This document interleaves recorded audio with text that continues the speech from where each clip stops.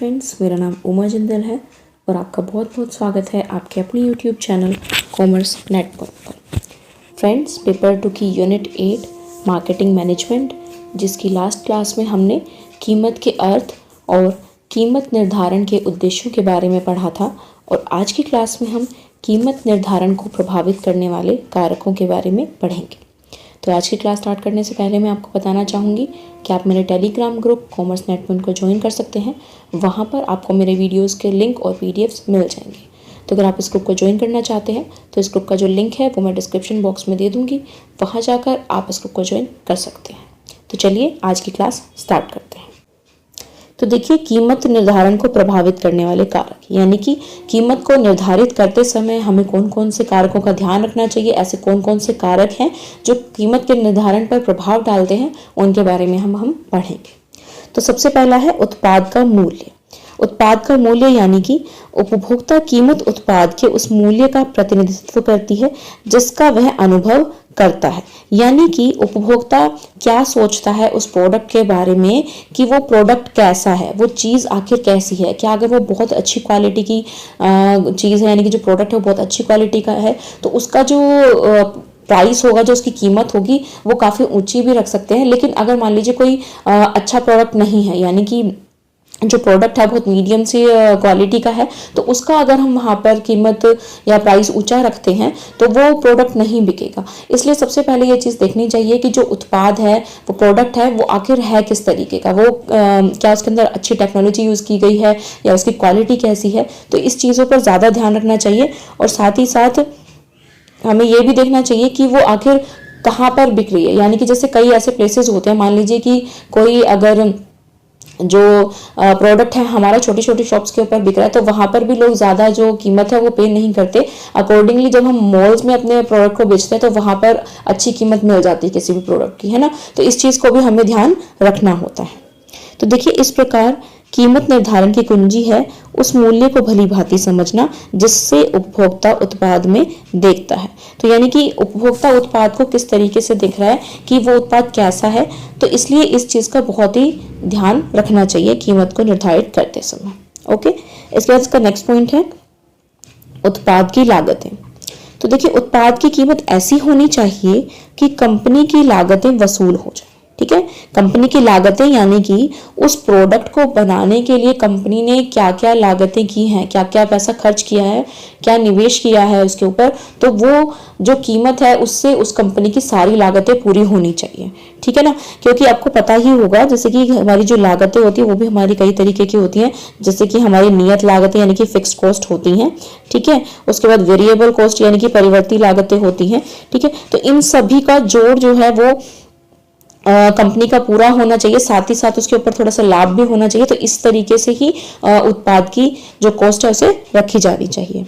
तो देखिए, लागतों के अंतर्गत विनिर्माता की लागत ही नहीं बल्कि वितरण, संवर्धन और प्रशासन पर की गई लागतें भी आनी चाहिए। तो देखिए, इसके अंदर क्या कह रहे हैं कि सिर्फ ऐसा नहीं है कि जो प्रोडक्ट को बनाने में हमने खर्च किया है सिर्फ उतनी ही लागत नहीं, बल्कि उसके बाद जब हम उसको प्रमोट करते हैं, प्रमोशन पे जो पैसा खर्च कर रहे हैं ना, और या फिर हम उसको डिस्ट्रीब्यूट कर रहे हैं, यानी कि एक जगह से जब दूसरी जगह पहुंचाते हैं तो उसके भी ये जो हम माध्यम सिलेक्ट करते हैं तो उस पर भी जो हमारा खर्चा आता है वहां पर भी, और एडमिनिस्ट्रेशन पर भी जो हमने खर्चा किया है, जो उसकी लागतें होती हैं, वो सब भी इसके अंदर क्या होती है, हमारी वसूल होनी चाहिए।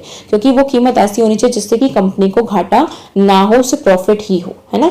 तो इसलिए जितनी भी उत्पाद की लागतें हैं उनको ध्यान में रखते हुए ही कीमत का निर्धारण करना चाहिए। उसके बाद देखिए, नेक्स्ट पॉइंट है हमारा प्रतियोगिता। देखिए, कीमत निर्धारित करते समय प्रतियोगिता का ध्यान अवश्य रखना चाहिए क्योंकि यह बाजार एक महत्वपूर्ण घटक है। प्रतियोगिता कंपनी के उत्पाद की कीमत निर्धारण के लिए संदर्भ बिंदु की व्यवस्था करता है। तो देखिए, ये क्या कह रहे हैं कि प्रतियोगिता जो है इसका भी हमें ध्यान रखना चाहिए क्योंकि ये बहुत ही इम्पोर्टेंट एक फैक्टर होता है किसी भी कंपनी के लिए। क्योंकि आप जानते होंगे कि जो हमारी प्रतियोगिता होती है वो भी हमारी कई प्रकार की होती है। जैसे कि होती है हमारी पूर्ण प्रतियोगिता होती है, ठीक है, या फिर अपूर्ण प्रतियोगिता होती है। ओके। और कहीं पर ऐसा होता है कि प्रतियोगिता नहीं होती, एकाधिकार होता है, ठीक है, या फिर अल्पाधिकार होता है। तो इस तरीके से हमारी जो मार्केट्स होती हैं वो भी हमारी कई तरीके की होती हैं, ठीक है। तो इन सभी को ध्यान में रखते हुए ही हमारी कीमत का निर्धारण किया जाता है। तो देखिए वो कैसे, अगर मान लीजिए कहीं पर पूर्ण प्रतियोगिता होती है तो उस मार्केट के अंदर क्या होगा, पूर्ण प्रतियोगिता के अंदर हमें कीमत जो है वो अपनी कम ही रखनी पड़ेगी। क्यों? क्योंकि वहां पर हमें बहुत सारे स्थानापन्न जो होते हैं मिल जाते हैं। एक प्रोडक्ट अगर हम नहीं खरीद पाते कीमत की वजह से, तो वहां पर हम क्या होता है, हमें कोई ना कोई सब्सटीट्यूट मिल जाएगा और हम उसको परचेज कर लेंगे, ठीक है। तो अगर कम कीमत रखेंगे तो ही हमारा जो प्रोडक्ट है वो मार्केट के अंदर सेल हो पाएगा।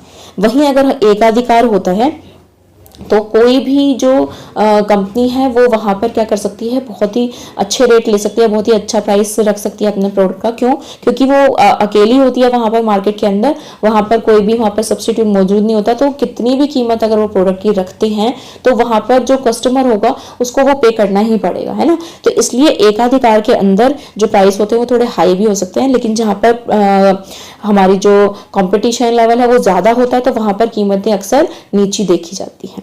ओके। उसके बाद नेक्स्ट देखिए, नेक्स्ट है हमारा कंपनी की नीतियां। तो देखिए उत्पाद का कीमत निर्धारण सामान्यतः कंपनी के उद्देश्यों और नीतियों के अनुरूप किया जाता है। अलग अलग उद्देश्यों और नीतियों वाली कंपनियों के उत्पादों की कीमत अलग अलग होती है। तो देखिए इसके अंदर क्या होता है कि हमें ये भी चीज देखनी पड़ती है कि जो हमारी कंपनी है उसने नीति कौन सी बनाई हुई है, ठीक है। यानी कि क्या वो लाभ उन्मुख उद्देश्य देखती है कि वो फर्स्टली लाभ ही उसको चाहिए, या फिर वो विक्रय उन्मुख उद्देश्य वाली है, ठीक है। उसको कौन सा उसका उद्देश्य है, कौन सा मेन पर्पज है उसका, तो उसके अकॉर्डिंग जो है वो हमारे प्राइस फिक्स होते हैं। अगर वो लाभ उन्मुख है तो वो बाकी चीजों पर इतना ध्यान नहीं देती, वो क्या करेगी, अपनी कीमत को ऊंचा ही रखेगी, क्योंकि उसे ओनली लाभ से ही मतलब होता है, ठीक है। लेकिन अगर वो विक्रय उन्मुख है कि उसने सोचा है कि इतना सेल मुझे करना है, चाहे उसके लिए मुझे रेट कम भी रखना पड़े, तो वो क्या करेंगे, अपना विक्रय की तरफ ध्यान देंगे। तो इसलिए कंपनी की जो नीति है वो भी यहाँ पर मैटर करती है, हमें उसका भी ध्यान रखना चाहिए। ओके। उसके बाद नेक्स्ट पॉइंट देखिए, नेक्स्ट पॉइंट है हमारा सरकारी नियमन। विश्व के सभी देश की सरकारें प्राय प्रयास करती हैं कि कमी के समय या कंपनी की एक अधिकारी स्थिति के कारण या अपनी वित्तीय शक्ति के चलते स्थिति के अनुसार उच्च कीमतें या निम्न कीमतें लेकर विक्रेता बाजार से प्रतियोगिता को समाप्त ना कर दे। तो देखिए होता क्या है कि कोई भी कंट्री की जो हमारी सरकार होती है किसी भी देश की, वो क्या देखती है कि कहीं मार्केट के अंदर कोई भी जो कंपनी है वो कहीं कीमत इतनी ज्यादा तो नहीं रख रही कि उससे ग्राहक का शोषण होता हो, ठीक है। कहीं एकाधिकार ना हो जिसके कारण वो ग्राहक का शोषण कर रहे हो, या फिर कहीं इतनी कम कीमत भी नहीं ले रहे कि मतलब वो कस्टमर मतलब प्रतियोगिता को खत्म ही कर दे वहां से, ठीक है। उससे क्या होता है, कस्टमर्स का ही घाटा होता है वहां पर। अगर प्रतियोगिता खत्म हो जाती है तो वो बाद में प्रोडक्ट्स को अच्छी क्वालिटी का नहीं बनाते और उसको कम कीमत पर बेचते रहते हैं, ठीक है। तो इस तरीके से जो सरकार है वो भी हस्तक्षेप करती है यहाँ पर, कि यह देखती है कि कहीं कोई कंपनी बहुत ज्यादा रेट तो नहीं ले रही, या फिर कोई कंपनी मतलब बहुत कम रेट तो नहीं ले रही, कहीं वो प्रतियोगिता को समाप्त ही ना कर दे, ठीक है ना। तो उससे एक सरकार क्या करती है, एक जो कोई भी प्रोडक्ट होता है उसका एक रेट फिक्स कर देती है, जिससे कोई कंपनी उसका फायदा नहीं उठा पाती, ठीक है। जैसे कि मैं आपको एग्जांपल दूं, अभी कोरोना काल के अंदर क्या हुआ था कि जो हमारे मास्क थे और सैनिटाइजर थे तो उनके जो रेट थे वो बहुत ज्यादा हाई हो गए थे, है ना, बहुत ज्यादा अप हो गए थे। तो हमारी जो सरकार थी उसने क्या किया, जिससे कि हमारे जो नीडी पीपल्स हैं उनको जो मास्क और सैनिटाइजर चाहिए वो उनको टाइम पे मिल सके, और लोग जो है वो कालाबाजारी ना कर सके इन चीजों की। तो सरकार ने इनके जो रेट थे वो फिक्स कर दिए थे कि आपको इससे ऊपर अगर कोई मिलता है, कोई देता है आपको ये मास्क और सैनिटाइजर, तो आप उसकी कंप्लेंट भी कर सकते हैं, ठीक है। तो इसीलिए सरकार बीच में आकर हस्तक्षेप करती है जिससे ग्राहक का शोषण ना हो। उसके बाद देखिए, समाज के निर्धन और कमजोर वर्ग वाले व्यक्तियों के द्वारा दिन प्रति उपयोग में आने वाली वस्तुओं के कीमत निर्धारण के मामले में कानून को लागू करने वाली सरकारी एजेंसियां प्राय बहुत अधिक सक्रिय रहती हैं। तो देखिए इसमें क्या होता है कि जो हमारी डेली यूज़ की ज़रूरतें होती हैं, यानी कि जो किसी पीपल को चाहिए जैसे कि भोजन वगैरह की जो प्रोडक्ट्स होते हैं, तो उनके अंदर भी जो हमारी सरकारी एजेंसियां होती हैं बहुत सक्रिय रहती हैं और ये देखती हैं कि कहीं फालतू के मतलब जो रेट है वो ना लिए जा रहे हों। जैसे कि कभी सब्जी वगैरह होती है हमारी ब्लैक हो जाती है, ठीक है, तो वहां पर भी सरकार क्या करती है, हस्तक्षेप करके उनका रेट फिक्स कर देती है।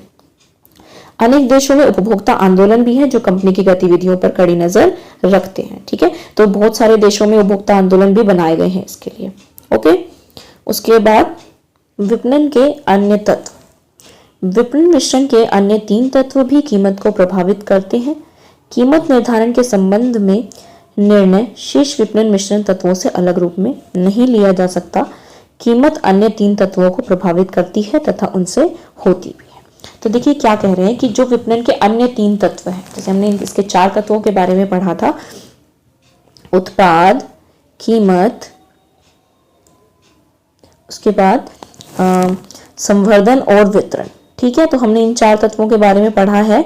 तो होता क्या है कि चारों जो तत्व हैं आपस में एक दूसरे से प्रभावित होते भी हैं और एक दूसरे को प्रभावित करते भी हैं। इन चारों को आपस में अलग नहीं किया जा सकता। क्यों?